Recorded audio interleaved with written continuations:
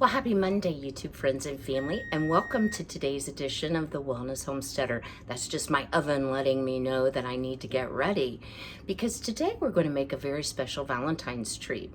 So I was kind of going through my long-term pantry, and I do try to keep it rotated, and things that need to be used up before expiration, get those used first. And I had, for some reason, kind of an overabundance of brownie mixes. So I thought, what can we do to make a brownie mix really special? And we've done a video last week or the week before on that. So I decided we should make some double chocolate cherry walnut brownies. Doesn't that sound delicious?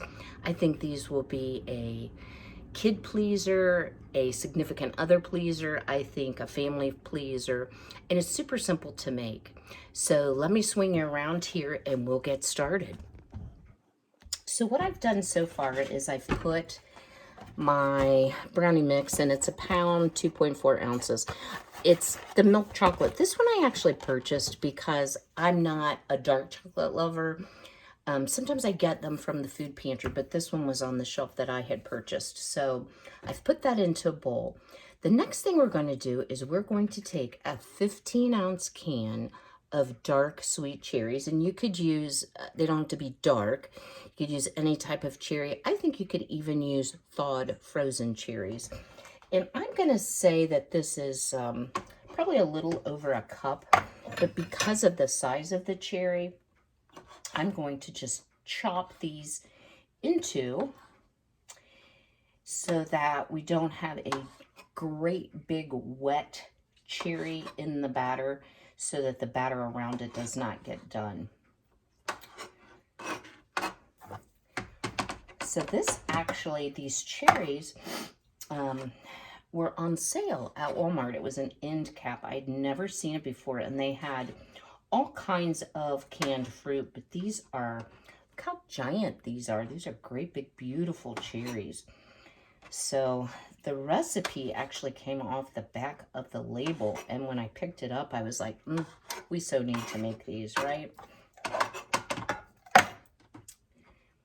You know, I think part of wellness is doing things not only for yourself, but for other people as well. You know, I get a lot of joy out of surprising a neighbor or a family member, or even just a friend, with a little treat like this.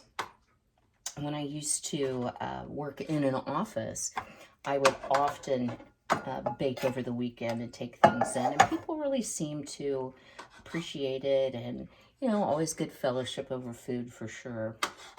So just about have these all cut in half. I am really pleased with how plump and nice these are. And you always do want to check your cherries because you don't want somebody to bite into a pit. So here's what I ended up with, and I'm going to say that's probably more like a cup. And again, the can was 15 ounces. So to our brownie mix, wipe up my mess. You know I can't cook without making a mess. We're going to add the following, and I'm going to put it in all at once because I pre-measured. 2 tablespoons of water, 1/2 cup oil, and 3 eggs. So we'll put that in. We'll see if I can, oops, drop that on the floor, continue my streak of having everything out. That would be like somewhat of a miracle. And then we're going to put in 1/4 cup of sour cream, which will just really help the moistness of these brownies and the richness as well. Now, these particular cherries, the only ones they had were packed in heavy syrup. But I have to tell you, it wasn't like the heavy syrup I'm accustomed, you know, like when you buy canned fruit, it wasn't like that at all. Let me pick up this knife before I step on it and have to make a trip to the emergency room. Okay, so we have all of our wet ingredients in. I'm just going to give this a good stir. Yeah, so speaking of medical things, I am late putting today's video up, as you see, because I've been really busy sewing and soaping and doing a variety of things, but also, you probably all know this, but if you need to sneeze, don't stifle your sneezes. And when you do that, it's a tremendous amount of force. So what actually happened, I'll show you here in just a second, is I sneezed and broke a blood vessel in my eye. So yesterday I kind of looked like something out of a horror movie, but it's absorbed quite a bit today, and it's not dangerous, it just looks ugly. So anyway, okay, so we've got that nice and together. So to that, we're gonna add 1 cup of white chocolate chips. And if you don't like white chocolate, I'm sure that you could use dark chocolate or milk chocolate or semi-sweet. I like white chocolate and cherries together. And then the recipe actually called for 1/2 cup of broken up walnuts. I'm going to use more like 3/4 cup. And then the last thing we're going to add and fold in are our cherries. I'm going to try to do this without getting a lot of the liquid into the batter because I don't want it to be too runny. Now, the recipe said put it in a 13 by 9 pan. Now, I don't know about you all, but I don't like skinny brownies or thin brownies. So I'm going to be using my 9 by 9 Temptations square pan from QVC. And I was so happy when I saw so many of you commented that you also like the Temptations cookware. I always laugh when I have to think about it because there's a cat treat called Temptations, and there's also one called Tastations. So I was like, I'm not sure what it's called, but anyway, it is Temptations. Okay, so how delicious does that look, right? Very, very simple, and you know, make it a family activity. I'm sure littles can help you stir in things, no problem. I'm not going to frost these. I think that would just be over the top, but you certainly could if you wanted to. If I had some cherry extract, I think I'd slip a little teaspoon of that in there, but I have like every flavor but. Okay. So let's just put this into our pan here.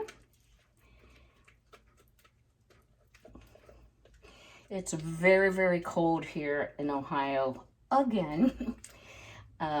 I think it was 11 when I got up, and where I happen to live, I get a lot of wind. And I was speaking with my mother this morning, like I do every morning, and she said, you know, all of her snow's melted off of her driving sidewalks. Can't even see my drive or sidewalks. So, you know, I think I definitely get more weather, but I'm about 40 minutes or so away from her. North and east, so it kind of makes sense. Okay, doesn't that look good? Oops, don't want to waste any of it. You know, one of the things that I think is the best investment in your kitchen, and you can get one at Walmart for like $1, is get yourself a good spatula, because you can leave so much food behind if you're not, you know, scraping it well, and what's left behind can't be eaten. All right, now for a 13 by 9 pan, this says bake 25 to 30 minutes. I am quite sure that this is going to take a little bit longer than that. Get this off the side here. So what I'm going to do is stick it in the oven. My oven's heated, and I will bring you back. Pardon me, I will bring you back because I want to talk a little bit about the canning mats and hot mitts, so stay tuned. So while our brownies are taking their little sauna in the oven, I set the timer for 40 minutes. I'm gonna check it in between. And thanks to all of you who gave me some feedback about my oven not cooking evenly. I did check the level on my oven. The problem isn't the level. That's not why the bread rose high on the back. It actually has to do with the way the fan is circulating.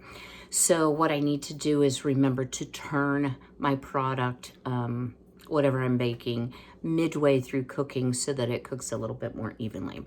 So I wanted to share an update with you on some of the canning mats, canning mitts.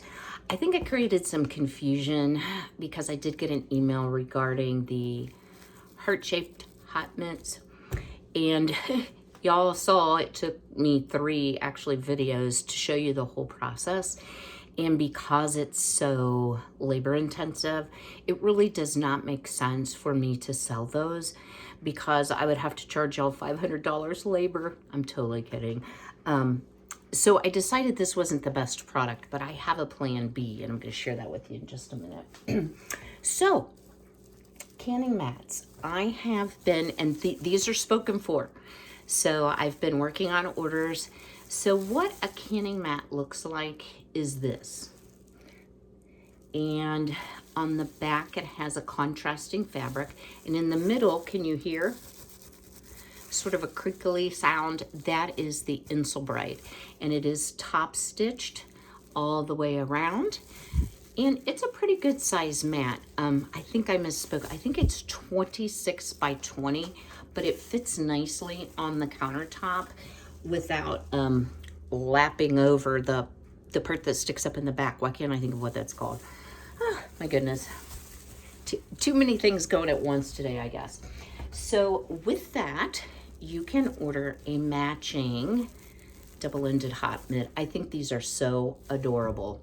So this one, you know, has the contrasting fabric inside, but what you're going to actually be holding the pan with is the printed fabric.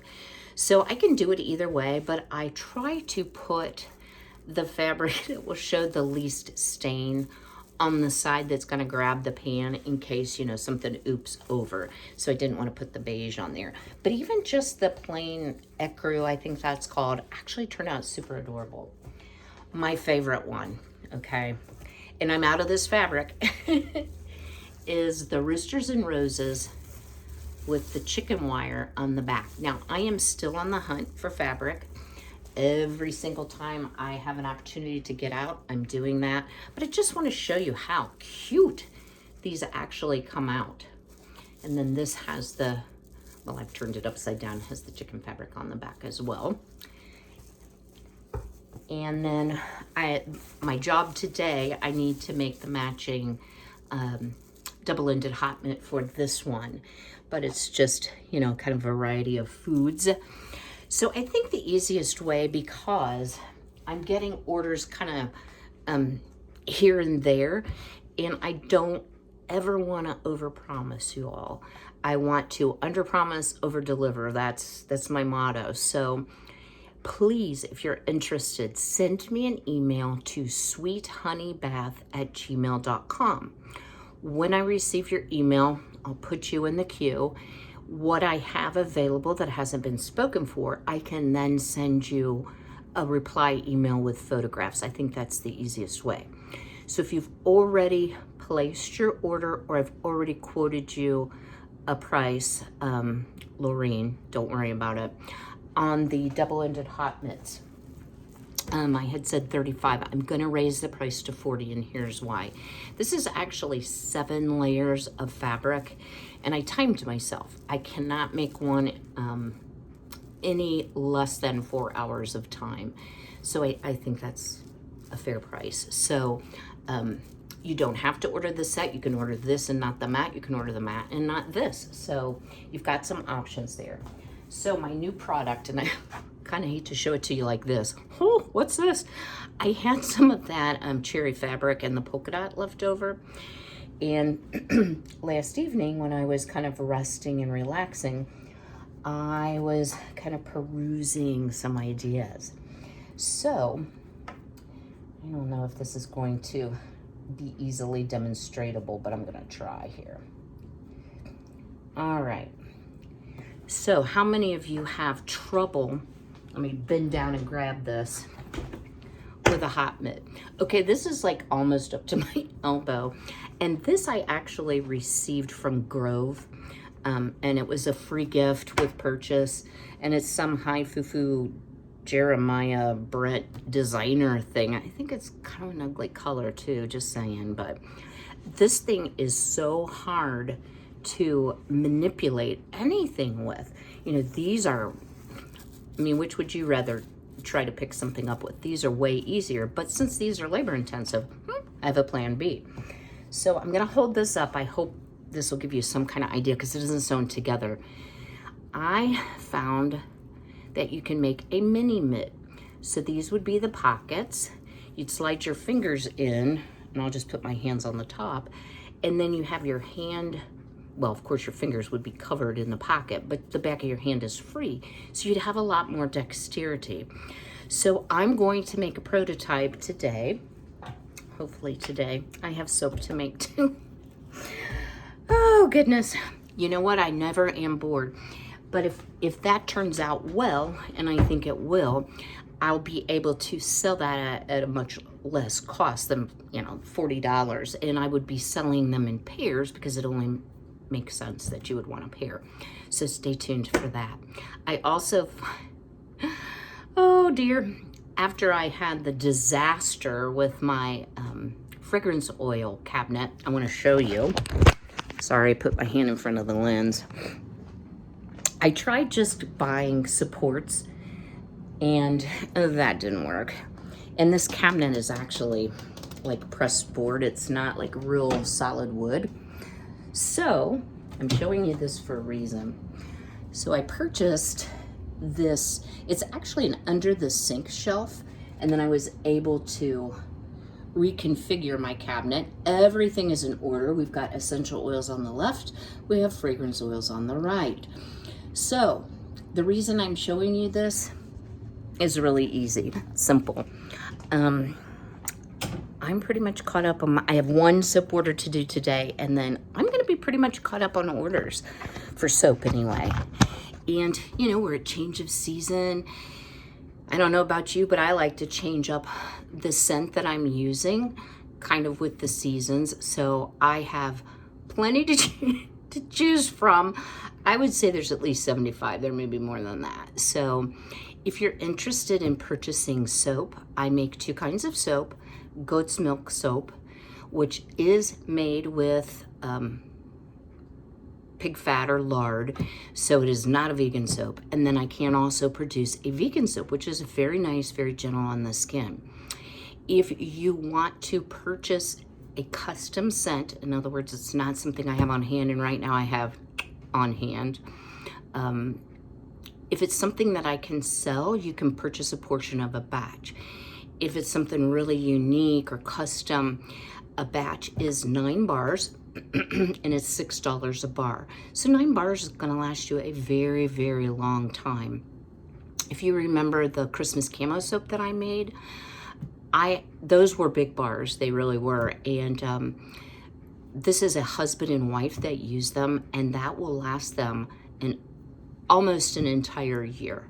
So it's very long lasting, and even though the price sounds high per bar, what I can share with you is it's not full of additives and artificial colorant, and it's safe and it's healthy for your skin. I did have some opinions about the use of fragrance oils, and people saying you should only use essential oils. Well, that's not accurate. You always have to do your own research, and you should only use things that you believe are safe to be used. I do extensive research. I only buy from certain companies. You can tell that by the labels being all the same. You know, there's like 3 companies I will purchase from. And you want to make sure that it's phthalate free, that you read the material data safety sheet, the MSDS, and that it doesn't contain chemicals that you would be opposed to using. One of the biggest reasons why you might want to consider using fragrance oils instead of essential oils has to do with young children. So you should never use an essential oil on a child under the age of 2. My personal recommendation is under the age of 5. So if you're having family soap, so to speak, you can't use an essential oil soap on your littles. So it does make sense to have the option of either fragrance or essential oil, or a combination of the two I can do. So hang tight.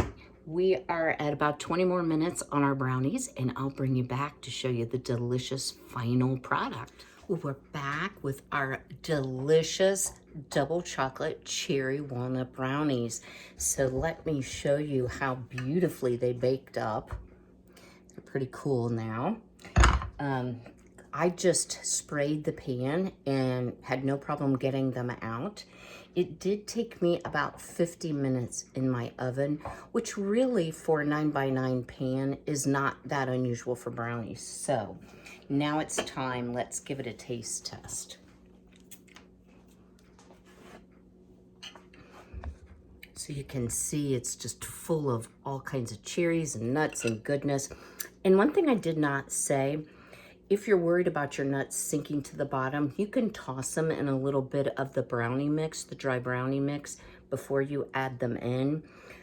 I wasn't terribly concerned about that, so I didn't do that. So let's give it a taste.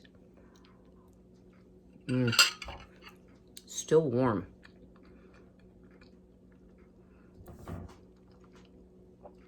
This would make a delightful Valentine's Day treat. And I failed to mention, I've got on my Valentine LuLaRoe from last year, not purchased this year, in honor of our Valentine Day brownie treat. Excuse me, so I hope you will give this a try. Leave me a comment below. Do you have a special Valentine's Day treat that you like to make for your family or your significant other?